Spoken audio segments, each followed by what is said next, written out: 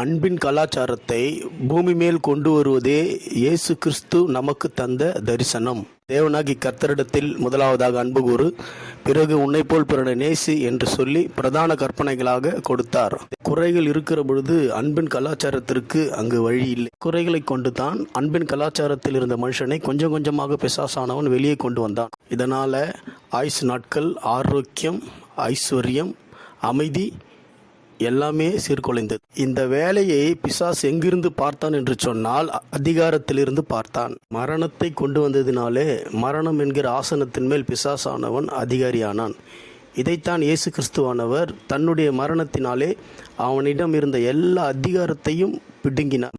பாவத்திலிருந்து விடுதலையாக்கப்பட்ட நாம் மரணத்திலிருந்தும் அதன் விளைவுகளிலிருந்து விடுதலையாக்கப்பட்டிருக்கிறோம் என்ற சத்தியம் சபைகளில் வலுவாக போதிக்கப்படுகிற பொழுது, அந்த சிந்தையில் ஸ்திரப்படுகிற பொழுது குறைகள் மாறும். அன்பின் கலாச்சாரம்